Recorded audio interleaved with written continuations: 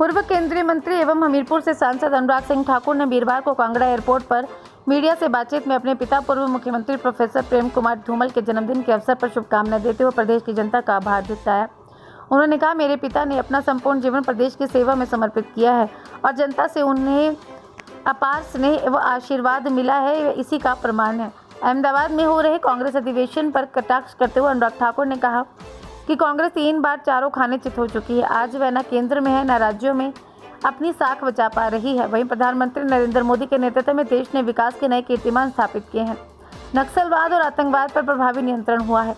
उन्होंने कहा, मोदी सरकार ने कश्मीर से अनुच्छेद 370 हटाकर इतिहास रच दिया, जो कांग्रेस की सरकार के बस की बात नहीं थी।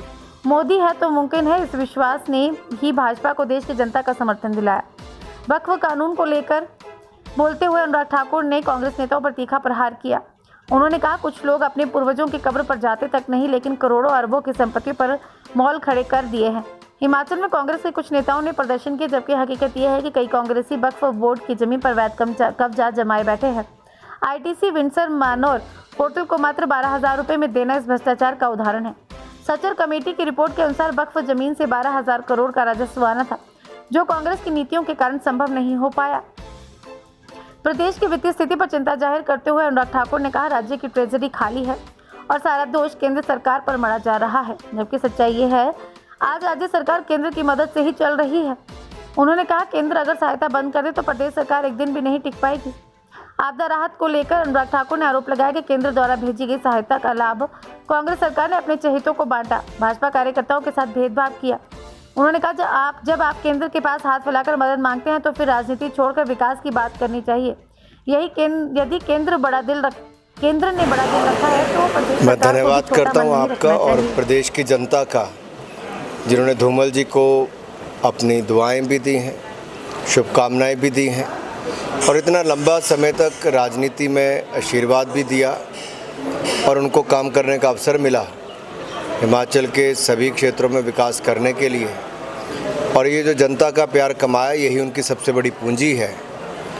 और आशा करता हूँ आज के दिन भी लाखों लोगों की दुआएं मिलेंगी और उनको स्वस्थ जीवन, लंबी आयु और प्रदेश की सेवा ऐसे करने का अवसर मिलता रहेगा। 3 बार चारों खाने चित होने वाली कांग्रेस पार्टी, जो 3 चुनाव केंद्र के हुए या अन्य राज्यों के चुनाव हुए, वहाँ कहीं नज़र नहीं आई, क्योंकि कांग्रेस की बात पर लोग विश्वास नहीं करते।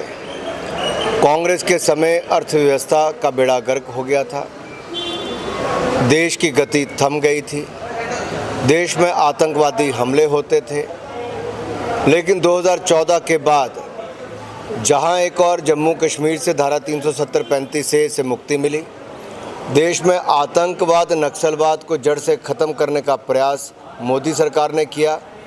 वहीं जो कांग्रेस के समय देश में हमला करते थे विदेशों से आकर भी, कांग्रेस तो रोक नहीं पाई।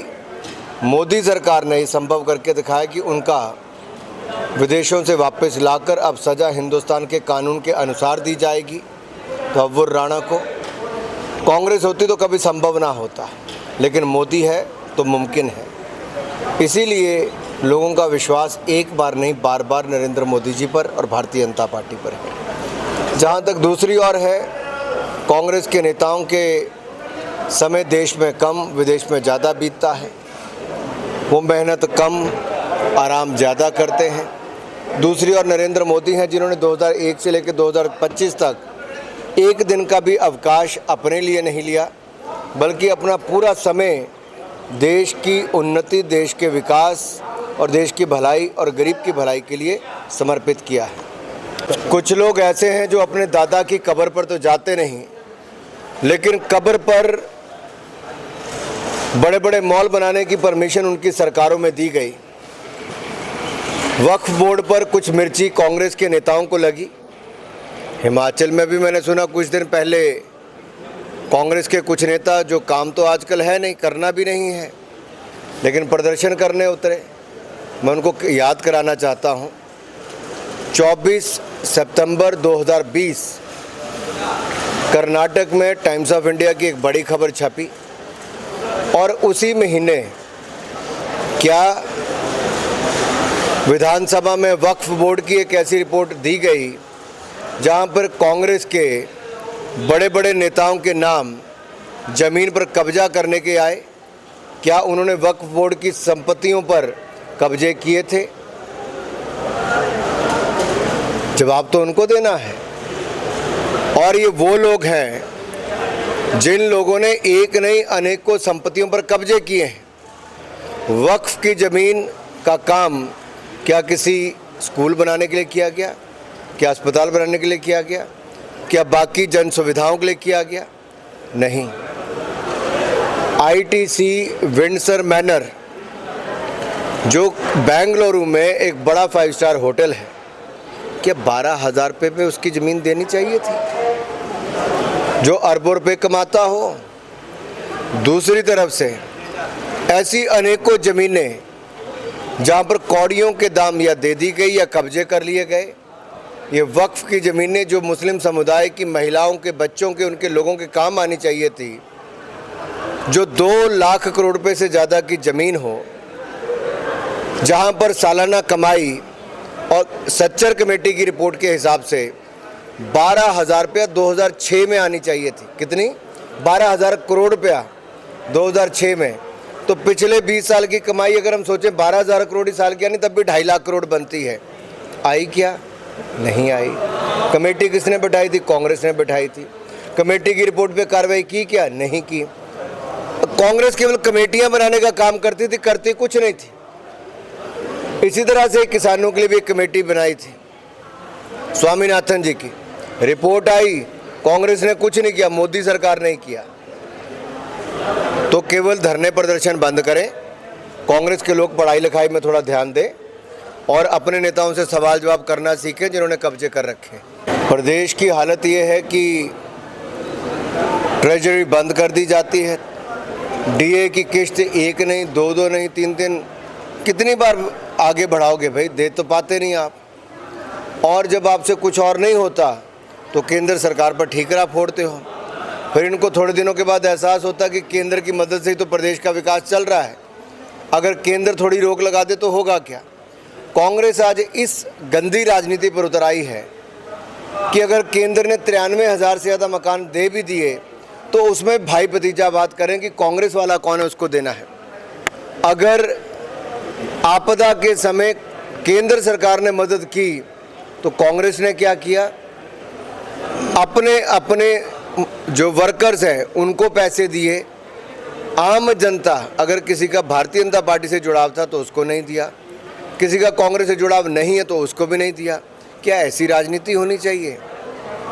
एक और तो आप हाथ फैलाकर आते हो केंद्र के पास, आना चाहिए भाई, आपका हक है, लेकिन आप आकर नेगेटिव राजनीति करते हो, झूठ बोलते हो।